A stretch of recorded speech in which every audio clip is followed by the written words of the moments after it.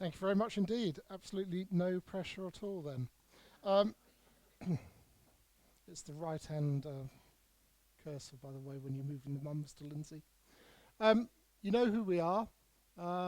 It's an interesting job. We're both career air traffickers and have ended up working for the regulator for the Civil Aviation Authority. Stu for longer than I have, but that's why he's my boss. And so I'm going to rattle through the slides. I put together the sort of front end of the presentation, which is a bit of a potted history of air traffic control, but will hopefully set the scene for another challenge, which is the second half of the presentation, which is the future of BV lost drones. Just a quick show of hands, and I don't want anybody shouting it out, but does anybody know what BV lost stands for? Oh, that was worth us coming to start with then. You will definitely know what the acronym BV loss means by the time you leave this evening, but I deliberately left it as an acronym in the first slide. You're going to have to excuse me. I wrote the presentation. I know a little bit about the history of air traffic. It was what John specifically asked for, but I'm going to have to read from some of it. They are my own words, though, I hasten to add. So I've learned a bit, and hopefully you'll learn a bit, and we'll set the scene as we go along. So I wrote that air traffic control is a critical system responsible for managing the safe and efficient movement of aircraft in our skies. It ensures that aircraft are safely separated from one another, guides pilots during takeoff and landing, and manages the flow of traffic to prevent delays and congestion. Well, most of the time it does. In the UK, ATC plays a pivotal role in overseeing, one of the busiest and most complex airspaces in the world. With thousands of flights traversing UK airspace daily, ATC coordinates the movements of both commercial and private aircraft across various controlled and uncontrolled airspace volumes.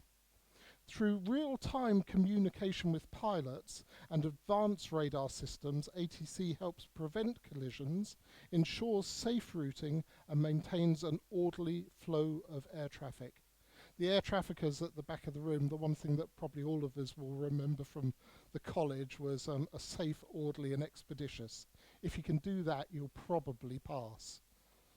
Probably. Yes. The importance of air traffic management in the UK extends beyond safety alone. By optimizing flight paths and reducing delays, it helps reduce fuel consumption and the environmental impact, contributing to both operational efficiency and sustainability of aviation. As the aviation industry evolves, ATC will continue to adapt, incorporating new aircraft, and that'll be the focus of the second half of our presentation, incorporating new aircraft into our airspace like unmanned aerial systems, UAS. So it's first an acronym. If I slip into an acronym which I haven't described, I'll buy you a drink at the end. But that person that identifies it. There's the challenge. I'm going to be short of a few drinks, I'm afraid. So UAS, unmanned aerial systems, are commonly referred to as drones, and advanced air mobility is another buzzword which is very topical at the moment, AAM, such as passenger-carrying electric quadcopters. You may have seen lots of mention in the news, to maintain the safe management of increasingly complex airspace. So basically what I'm saying is the challenge is not just the increase in commercial air traffic that you might be very familiar with and the arguments around that, but also a lot of new air systems and new concepts in our airspace. The other thing that I suggested to John, and he took me up on the offer that we are going to talk about, which is particularly relevant in the UK and for the airspace modernisation strategy, is the growing importance of integrating new technology like BV loss drones. You don't get your pint yet, because I've promised that I will tell you what BV loss is, but not just yet. Whilst the continued evolution and modernisation of our airspace to accommodate the increase in commercial air traffic is a huge topic, this evening we wanted to focus on another key area of growth, which poses some very specific challenges. The integration of new technologies, particularly beyond visual line of sight drones, We'll talk about exactly what that means, but it is almost a self-explanatory statement. Beyond visual line of sight, BVLOS. You can't see it, yeah. Is becoming increasingly important in modern airspace management. BVLOS drones represent a significant advancement in unmanned aerial systems, UAS, allowing them to operate far beyond the operator's direct line of sight. This capability opens up new possibilities for industries like logistics, emergency response, agriculture, and infrastructure inspection. One of the key drivers behind the need for BVLOS integration is the potential for these drones to revolutionize critical operations. In logistics, for example, BVLOS drones can enable faster and more efficient deliveries over long distances, particularly in rural and hard-to-reach areas. And in emergency situations, they can be deployed for search and rescue missions or to assess disaster sites without risking human lives. However, integrating BVLOS drones into airspace traditionally dominated by manned aircraft poses several challenges. Current airspace systems are designed around manned flight, so the inclusion of drones requires new technology, regulatory frameworks to ensure their safe operations, and these include enhanced surveillance systems, which we'll touch on today, detect and avoid technologies. You'll know all about DAA, detect and avoid, after this evening, and the use of electronic conspicuity to make drones visible to air traffic controllers and to other aircraft. The UK's airspace modernisation strategy, he's the boss of that, emphasises the importance of integrating BVLOS operations into unsegregated airspace. You'll know the difference by the time you leave of segregated and unsegregated airspace as well, allowing drones to operate alongside manned aircraft without special provisions. This is seen as essential for maximising the economic and societal benefits of drone technology whilst maintaining the highest safety standards in increasingly congested skies. In summary, the growing importance of integrating BVLOS drones lies in their potential to transform industries, improve efficiency, and enhance safety, making them an essential part of the future of airspace management. So, that's a little bit of scene setting. That's what we're going to be talking about.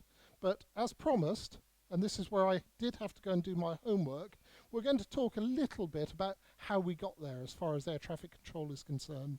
I will admit straight away, I used to be an employee of NATS, and NATS produced some really lovely visualizations and little video clips, a few of which I've inserted for your benefit this evening. They're all available in the public domain. There's nothing I've nicked that I shouldn't have nicked as the regulator, I can point you at where to find them yourselves. But just to let you know, there will be some video clips to entertain you as we go along.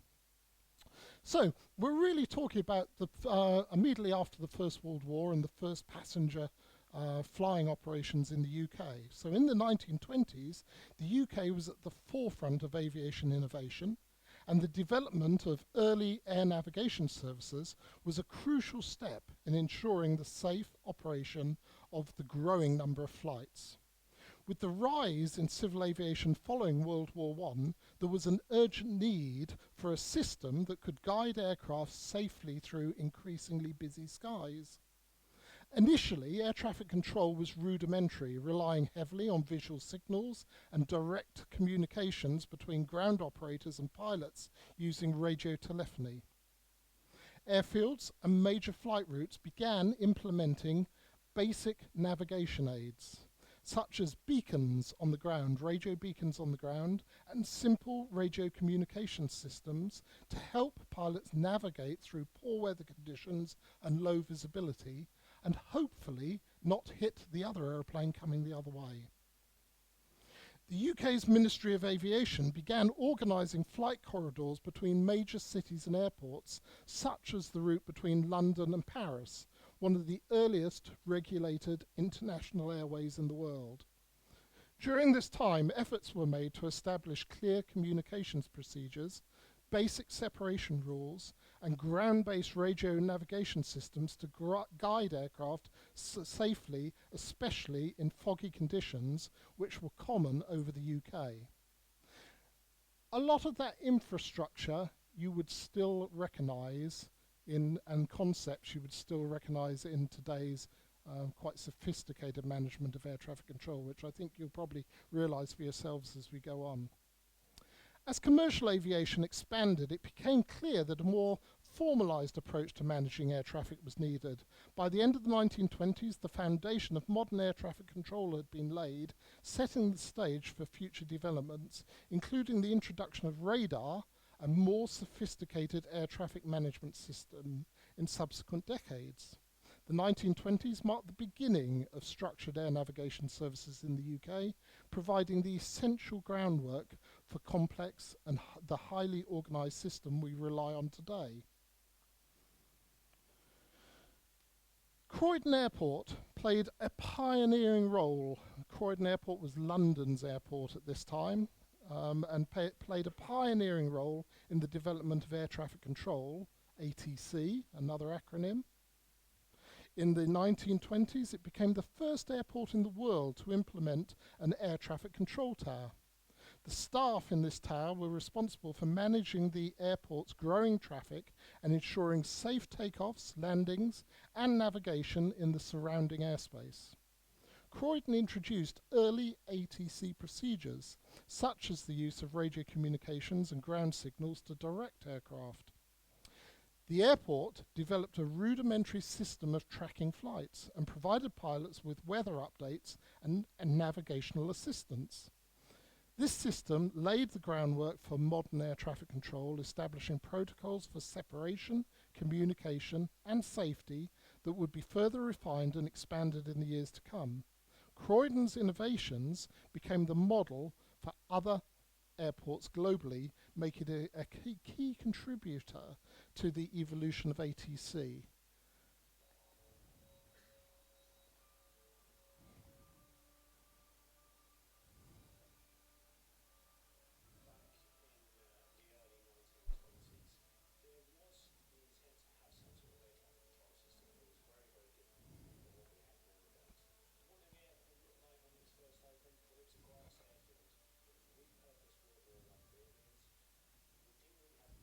Structure you have now, because Oh, that's okay.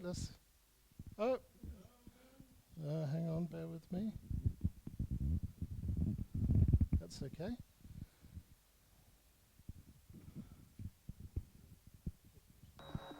You might have to watch it again. Let me hold that.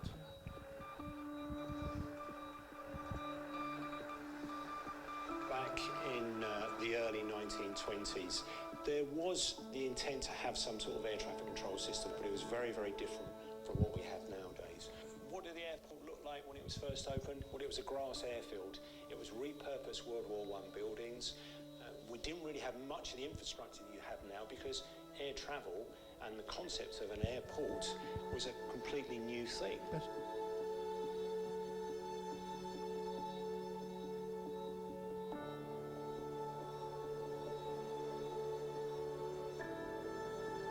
You didn't have the technology you have nowadays, so we see radio companies. Pete at the back, I believe. Quite rapidly during World War I, and that made it a great deal of difference to what you could do with aircraft when it came to communication, but also navigation as well. One of the properties of a radio wave is that you can trace its source, so you can use that to get a bearing from a transmission. So that's the 1920s and the start of air traffic control as we know it today. Oh, let's move on a second. So, then came the Second World War.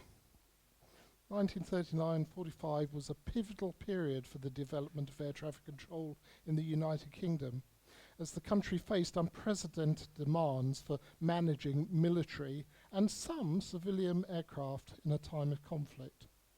The war led to significant innovations in technology and processes that would shape the future of air traffic control both in the UK and globally. The emergence of radar technology is one of the most significant developments during the Second World War was the introduction of radar. Radio direction and ranging, another acronym actually. The UK pioneered the radar systems to detect and track incoming enemy aircraft, particularly during the Battle of Britain. This technology, initially used for military defence, would become the cornerstone of modern air traffic control. Radar allowed operators to detect aircraft beyond visual range.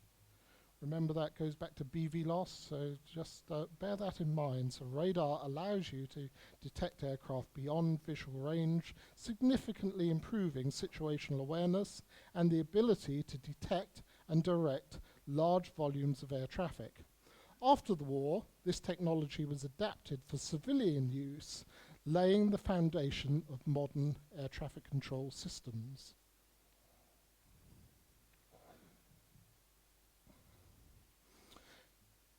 As the Royal Air Force and the Fleet Air Arm engaged in air defence and offensive operations, efficient use of airspace became critical, particularly when the United States joined the war and deployed literally thousands of aircraft to the United Kingdom. At this time, centralised control systems started to be deployed to manage airspace, coordinate aircraft movements, and avoid mid-air collisions, particularly in congested areas where military transport and the occasional civilian aircraft operated in close proximity but with little coordination. However, a casual glance at the aircraft crash statistics during the war show a very high number of mid-air collisions between Allied aircraft over and around the United Kingdom. It's quite sobering. They're all available, the crash statistics online these days, and the number of mid-air collisions that we had during the war really is a very sobering figure. Complete justification for us air traffic controllers in the subsequent 80 years, in my humble opinion.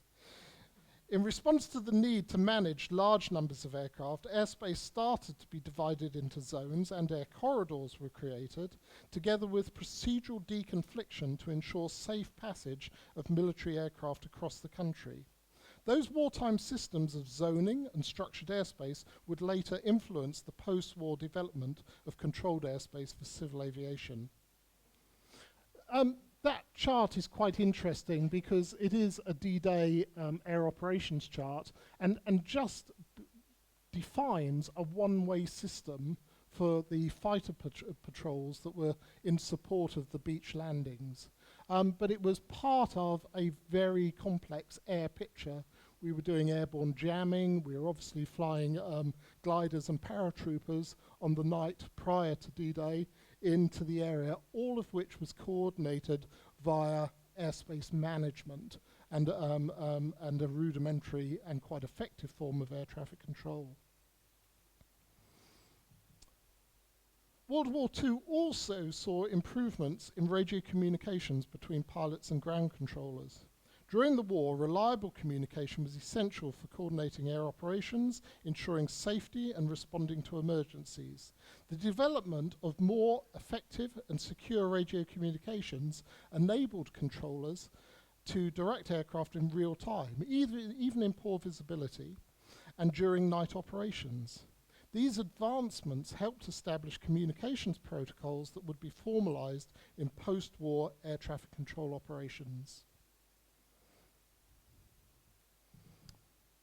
Probably the most significant part of wartime development was the creation of what was called the Dowding system. A major wartime innovation was the Dowding system, named after Air Chief Marshal Sir Hugh Dowding. This was an integrated air defence network that combined radar, ground-based observers, and centralised control rooms to monitor and coordinate the RAF's response to enemy aircraft. Information from radar stations and ground observers was fed into central command centres where controllers would direct fighter aircraft to intercept enemy bombers. The Dowding system was highly effective during the Battle of Britain and provided a model for future air traffic control operations by demonstrating the value of centralized coordination and real-time decision-making based on comprehensive data. The technological and procedural advances made during the Second World War had a lasting impact on civil aviation. After the war, many military radar systems were repurposed for civilian use, and the principles of centralized airspace management and real-time aircraft tracking became integral to modern air traffic control systems. Moreover, the experience of coordinating large volumes of military aircraft operations laid the groundwork for managing the growth in post-war civil aviation. In summary, the Second World War accelerated the development of air traffic control in the UK through the introduction of radar technology, improved communication systems, and the creation of the concept of centralized airspace management. Those innovations formed the basis of modern air traffic control systems that ensure the safe and efficient management of our airspace today. So, moving on to the 50s and 60s, the 1950s and 60s were transformational decades for air traffic control in the UK and marked a significant technological and organisational advancements that shaped modern air traffic management. The introduction of radar technology in the management of civil aeroplanes was one of the most critical achievements during this period. Initially developed for military use during World War II, radar technology was adapted for civilian air traffic control in the 50s. This allowed controllers to detect and track aircraft in real time, regardless of weather conditions or visibility. The introduction of radar significantly improved situational awareness, enabling more precise aircraft separation and safer and more efficient air traffic management. In response to the increasing volume of commercial air traffic, this is during the 50s again, the UK moved towards a more centralised air traffic control system. If you look at the chart on the left-hand side, you'll see that the airspace is roughly divided into three. The London Flight Information Region, we'll come back to FIRs very shortly, an area in the north of England called the Preston FIR, Flight Information Region, and then the Scottish FIR. But that is a chart from 1957, and there was only really rudimentary radar control available over parts of the start of the airway system, but mainly there to support military operations. And indeed, the whole concept of sharing radar facilities with the military, which has perpetuated today until today in the UK, was born in the 1950s. The picture on the right-hand side is actually at the Air Traffic Control Centre, one of the first air traffic control centres in the UK, that was at Sopley, just to the south of us here.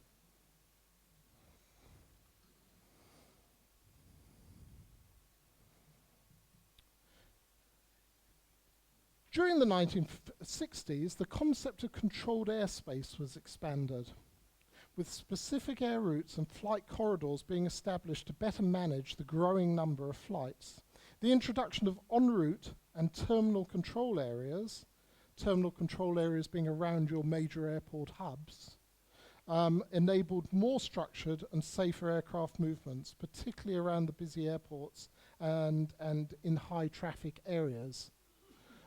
That's the southeast of England. You can make out the Kent coast, the Thames estuary, and up into along the Suffolk coast, and that is the route structure in 1957, which basically consisted of a number of air corridors below 15,000 feet at that time, basically ranging from 5 to 15,000 feet. There was very little that was flying other than the odd Comet in the civilian world above those levels, and the military. And consequently, the airway system was directed at the civilian market, which was why it was vertically capped at around 15,000 feet at that time. The air routes are punctuated by ground radio beacons. A single beacon emitting vertically on 36 megahertz in the case of en route beacons, and you would navigate from beacon to beacon and hope that you received it, flew over it, and had some confirmation of your navigation capability via direction finding bearings via the control system on the ground.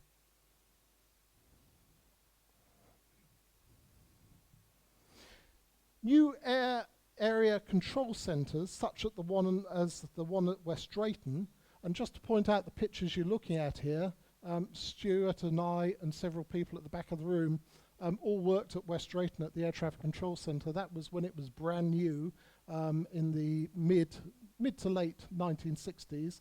And the building on the left-hand side was on the north side of Heathrow Airport, and that was the London Air Traffic Control Centre that it replaced.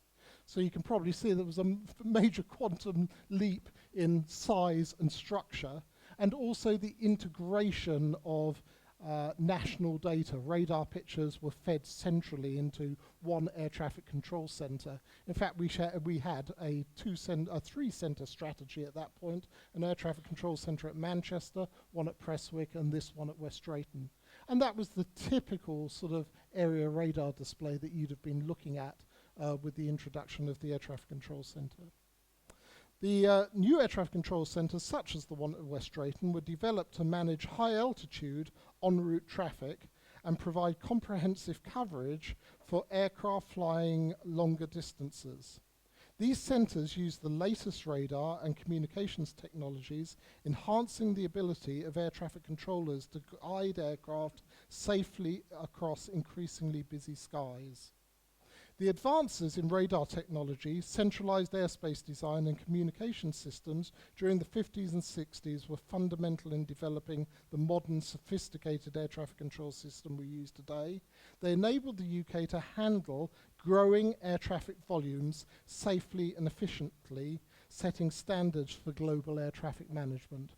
We really were quite groundbreaking as a nation in our handling of air traffic control.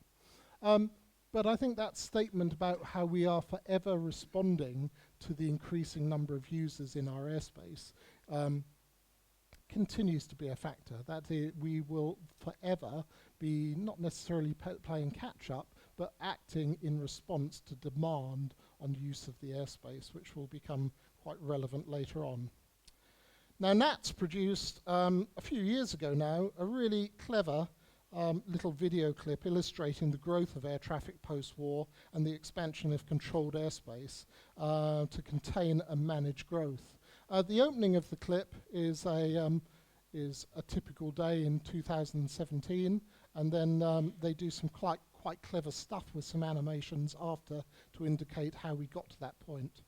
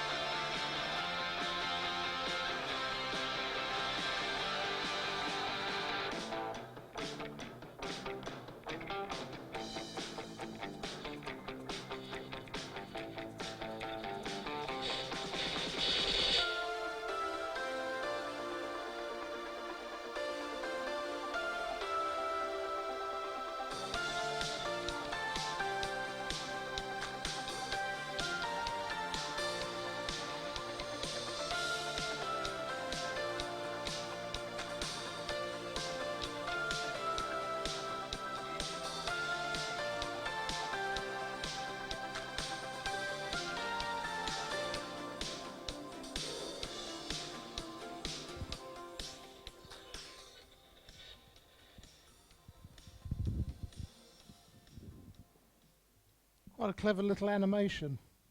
But I think you can see it illustrates very well what I was saying is we respond to growth, we respond to demand. We place commercial air traffic in controlled airspace, and we deliver separation services as air traffic controllers to that airspace. So, a shift to digital air traffic control systems in the UK in the late 20th century. In the late 20th century, the UK experienced a transformational shift in air traffic control with the introduction of digital systems. The period marked the transition from radar and manual plotting methods to advanced computer-based systems that revolutionized the way that air traffic control was managed. Digital systems allowed the automation of many tasks that had previously been done manually, such as flight tracking, flight routing, and aircraft separation.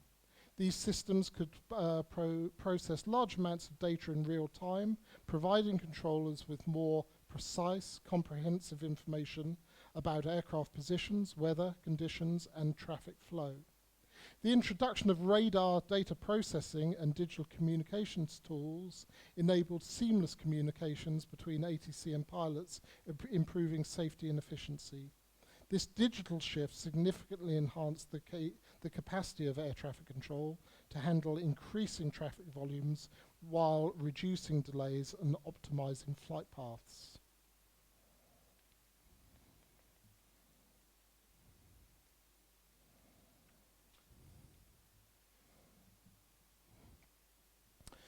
The evolution of air traffic control systems to manage traffic volumes. Air traffic control systems have continually evolved to meet the demands of growing air traffic volumes, particularly in the UK, one of the busiest airspaces in the world. Key achievements have included automation and digital integration. The shift from manual processes to computer-based systems allowed ATC to handle more flights with greater precision. Automated flight tracking, radar data processing to digital communications enabled controllers to manage increasing numbers of aircraft more efficiently. The sort of radar display system that you're looking on the left-hand side is literally 1 million miles away from what was being used even in the early 80s. Sophisticated digital-based gatherers of information on the radar system. The introduction of advanced surveillance technology.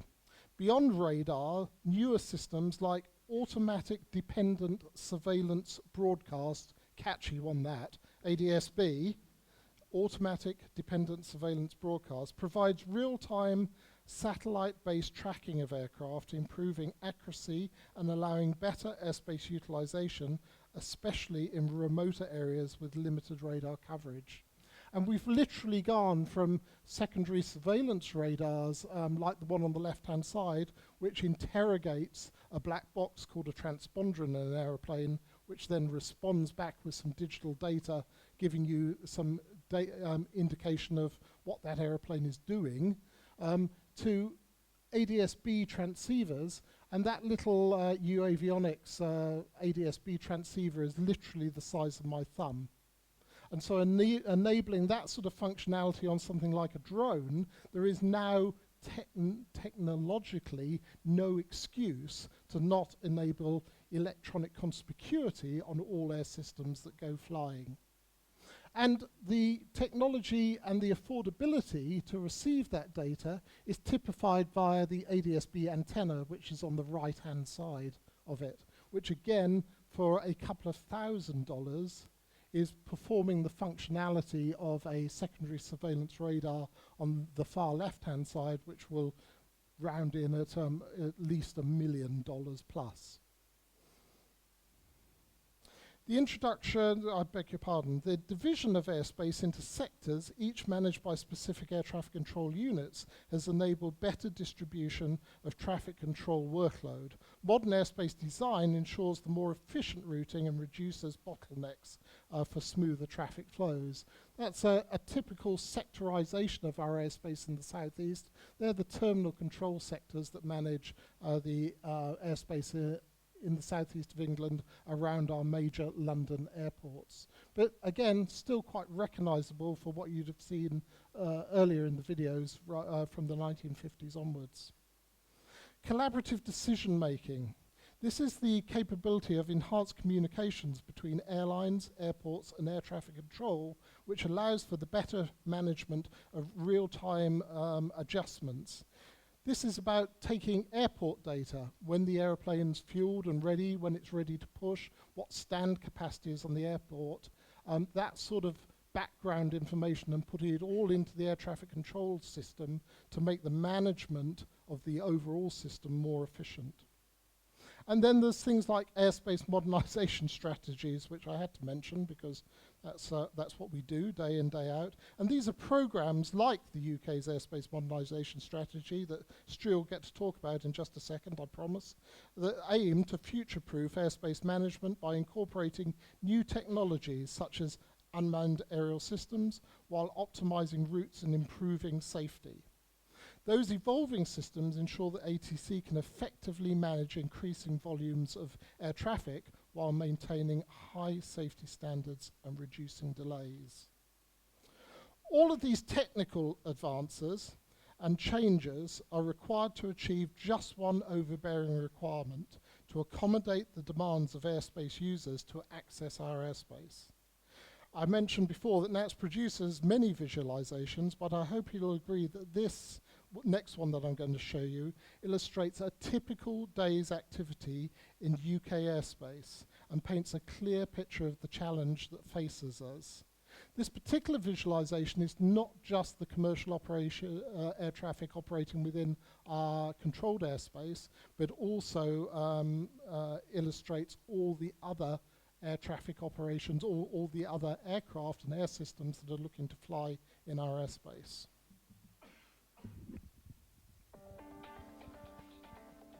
The timer in the top left-hand corner is the time of day.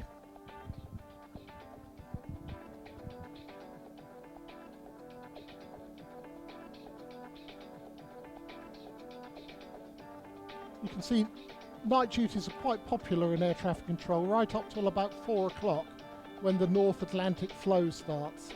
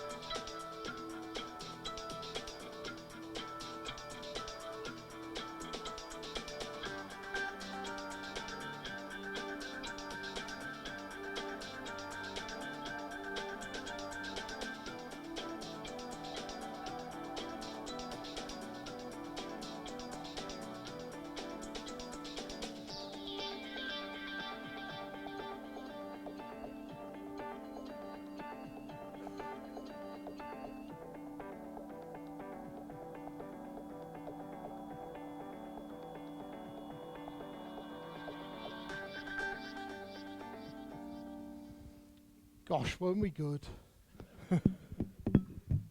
And just indulge us, particularly because we've got a bunch of air traffickers at the back, and we all worked at the Swanwick at the Air Traffic Control Centre just up the road here on the Hamble Estuary.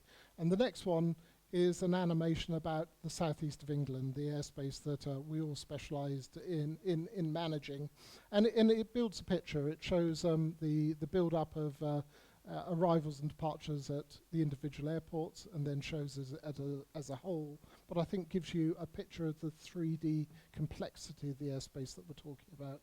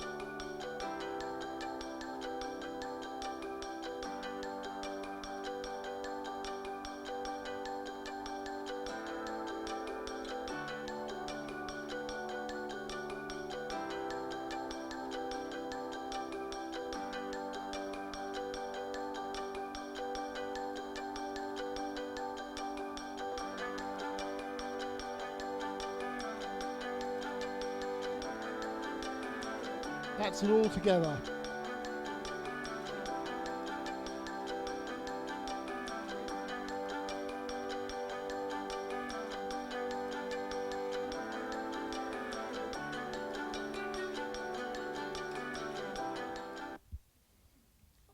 As I said, aren't we good?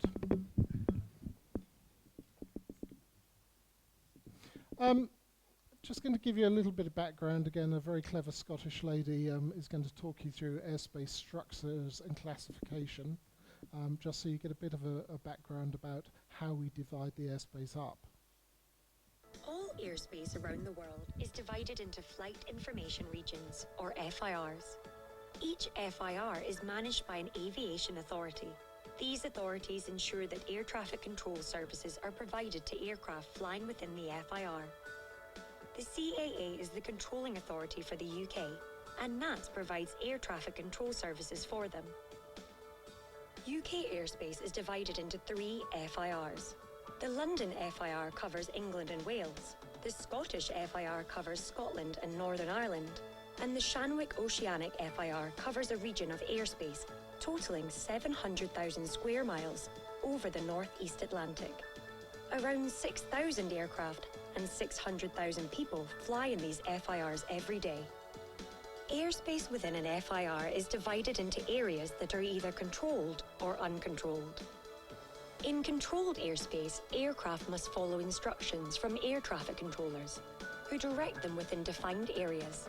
Most airlines operate within controlled airspace. In uncontrolled airspace, aircraft don't need to talk to air traffic controllers and can navigate independently. Most light aircraft operate in this airspace. Areas of controlled airspace have both a type and a class. The type defines the purpose of the airspace, what it's there to do, and the class defines what rules pilots must follow for flying within it. In the UK, we have classes A, C, D and E, which are controlled airspace, and Class G, which is uncontrolled airspace. The UK has some of the busiest and most complex airspace in the world. Each year, NATS manages around 2.4 million flights within it.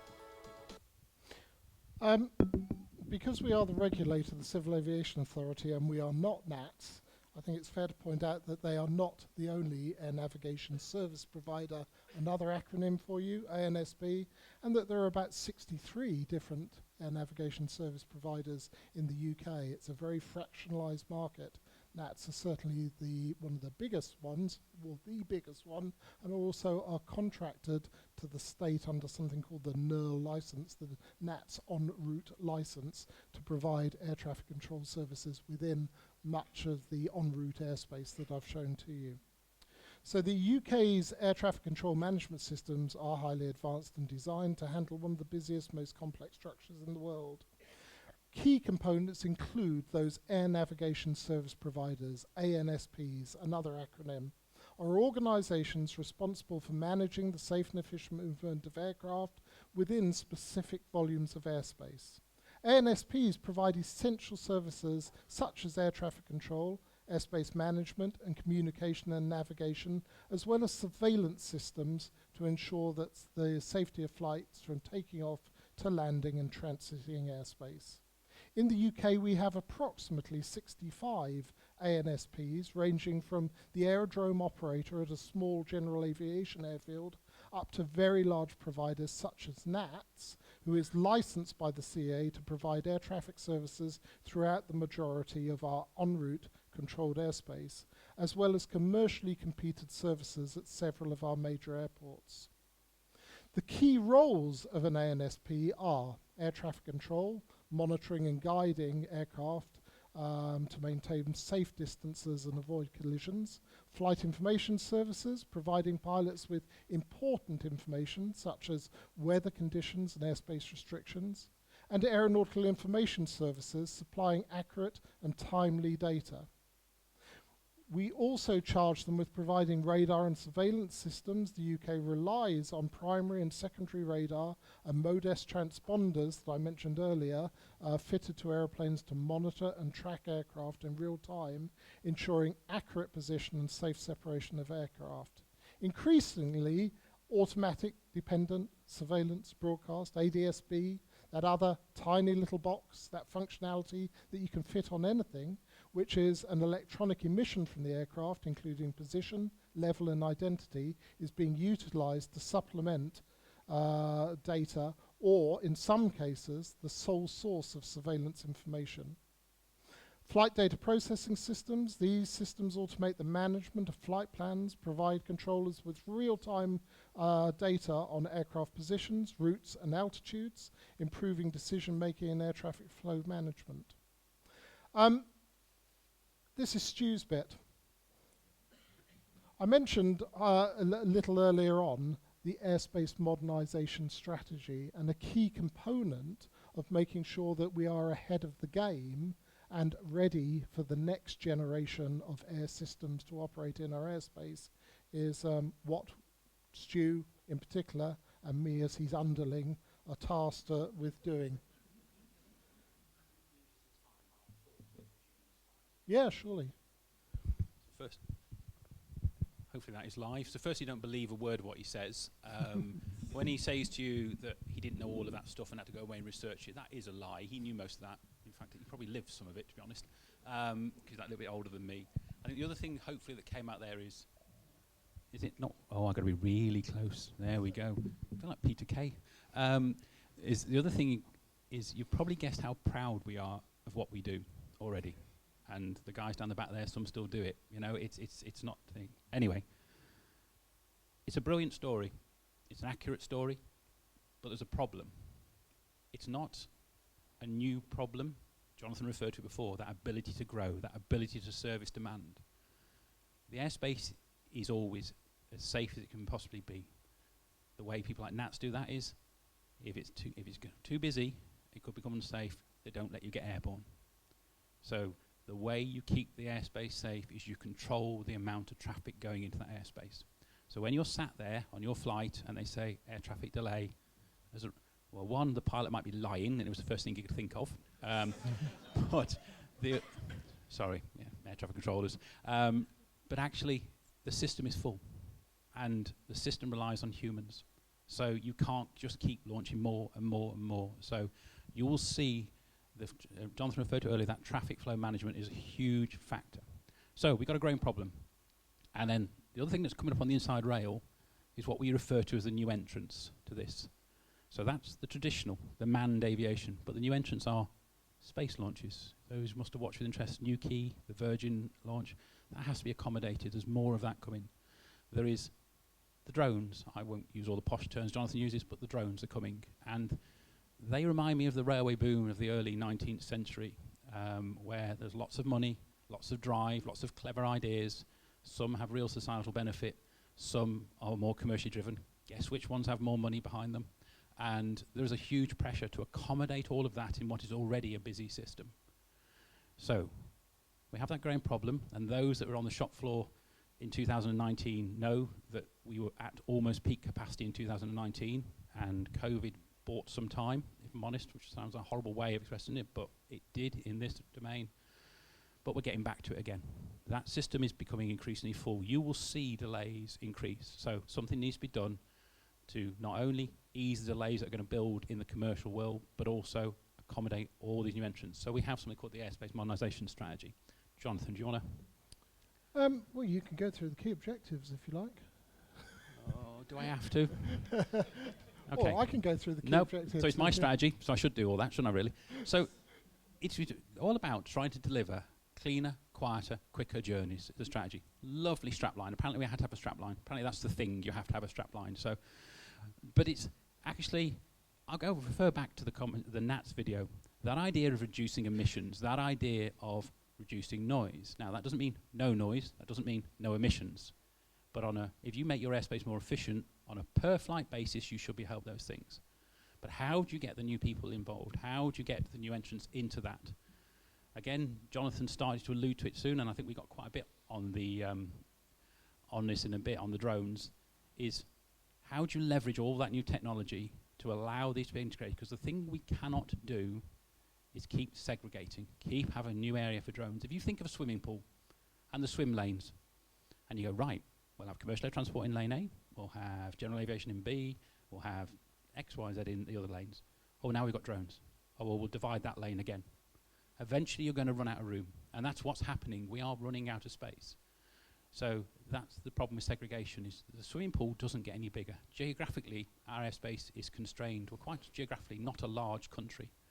So you have to think of that and think to yourself, okay, what are we going to do? And the only route through is to effectively integrate this traffic. So it needs to become, even though it's operating beyond visual line of sight, or as people like me say, you can't see it, and the people and other planes can't see them either because they're not very big.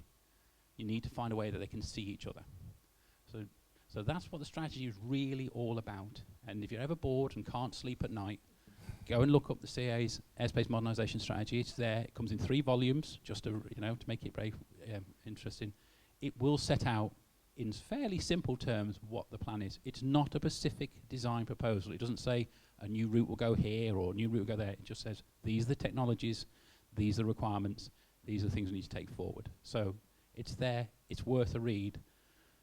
Doing nothing is probably not an option unless there is another societal conversation, which is not for the CAA, around how much more capacity you enable in the airspace. And that will have direct consequences for everybody in that conversation, which is how much more do people want to fly? So again, but that's not for the CAA. Our job is to make sure a safe, orderly airspace is delivered. Back to you, Jonathan. Right. I promised you we're going to feature on one very small area, but one very challenging area. And the reason it's good to talk to you about this is because our policy is not set in stone. We have, to accommodate BV loss, beyond visual line of sight drone operations, what we call a policy concept at the moment. We have an idea about how we might do it. But you, any of you, might have the golden bullet. You might state the bleeding obvious, as I sometimes talk about. We are not fixed in what we do, which is why it's always interesting to talk to a new audience about it. So, beyond visual line of sight drones refers to unmanned aerial vehicles or drones that operate beyond direct line of sight of the pilot or the operator. I've got a little DJI Mavic Pro and I fly it in my back garden, not above 500 feet. I've got my CAA license and I behave myself and I never let it go out of sight. Because the way that I separate that air system from everything else that's going on is by looking at it, watching it, and keeping it out of the way, discharging my obligations. But in this case, we're talking about realizing the benefits of an unmanned system, but operating it beyond visual line of sight. BV loss capability allows drones to cover greater distances and to conduct tasks that would be difficult or impossible with visual line of sight operations VLOS. Limitations such as long-range inspections, infrastructure monitoring, delivering services, and search and rescue operations. However, integrating BV loss drones into airspace presents significant regulatory and safety challenges, particularly around collision avoidance and air traffic management.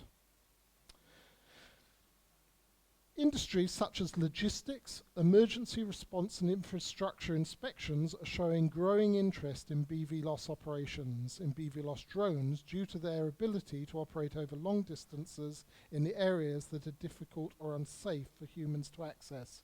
And we're not just talking about quadcopters, the sort of stuff you may have seen on the news with the emergency services operating. That is a Schiebel S-100. It's an uncrewed helicopter, and it's operating operationally in the English Channel in some segregated airspace, set aside just for that operation at the moment, involving monitoring of boat crossings in the Channel. These things are operating today and now.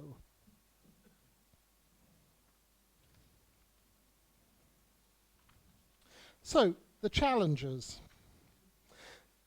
Limitations of detect and avoid systems.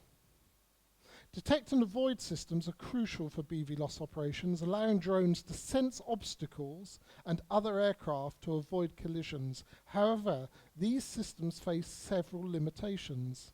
The sensor range Many current DA sensors, such as cameras, radar, LiDAR, have limited detection ranges and can struggle to identify small or fast-moving objects at long distances, limiting the drone's ability to react in time. Weather conditions, DA systems can be less effective in adverse weather, such as fog, rain, snow, which can impair sensors and visibility and detection accuracy. Obstacle identification. DAA systems, detect and avoid systems, can sometimes struggle to differentiate between objects, such as identifying the difference between another aircraft, birds, and environmental obstruction, and potentially leading to false alarms or misdetection. Data processing delays. Detecting obstacles and making real-time flight adjustments requires fast, advanced data processing. Any delays in this process can hinder the drone's ability to avoid collisions effectively, and then the lack of standardization. Currently, in many areas, there's no universal standard for detect and avoid systems in drones, leading to variability in performance. So, at the moment, we tend to put our drones into danger areas, little portions of segregated airspace where we just allow that air system to go and operate without interfering with everybody else's operation.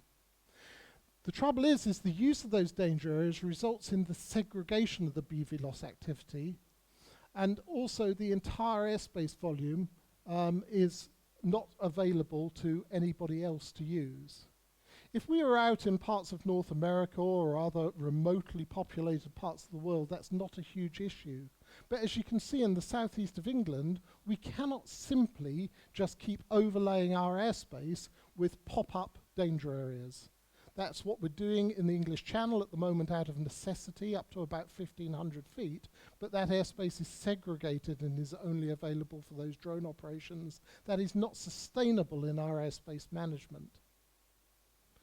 And the temporary nature of these airspace segregations, a temporary danger area, as we refer to them, is only applicable for a 90-day period. If we're true about the commercialization of these drone operations, clearly a commercial operation is not going to be able to meet the 90-day limitation that we're talking about. And so we're looking at transitioning those segregated operations into an integrated operation, and we're trying to do it sequentially. So instead of a temporary danger area, TDA, we're applying another acronym, another classification of airspace, and we're calling them temporary reserved areas, where we have a rule set to specifically support BV loss operations, which will establish together an associated transponder mandatory zone. Do you remember I taught you yet another volume of airspace, but I have talked to you about a transponder. That makes the air system electronically conspicuous to somebody on the ground and to the other air systems in the airspace. All of our commercial air traffic that's flying the airway system is all electronically conspicuous in that way.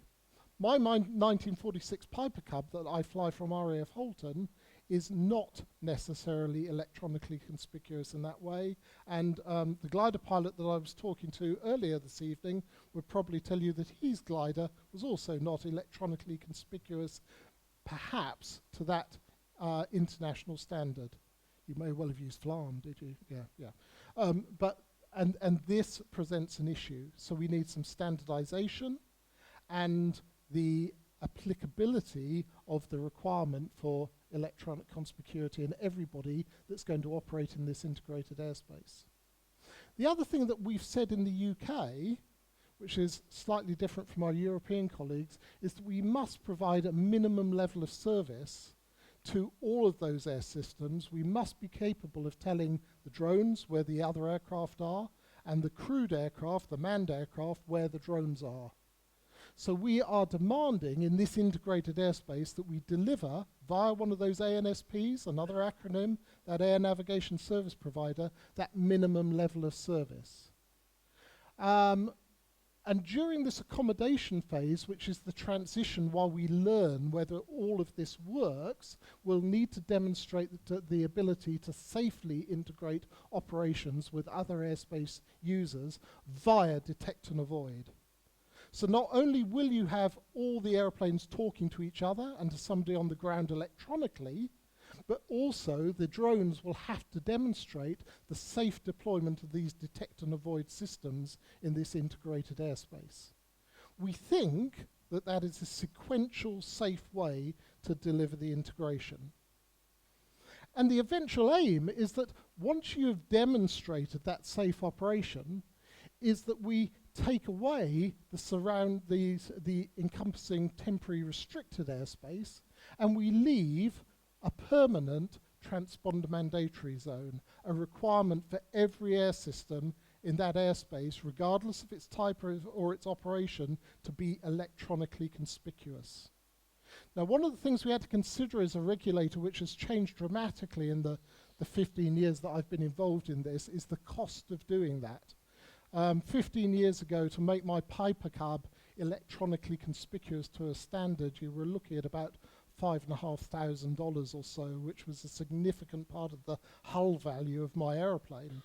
Now I can make my aeroplane conspicuous, electronic, and participating in this type of system for a fraction of that cost, certainly sub $1,000. But we have to consider as regulators the regulatory impact of doing this.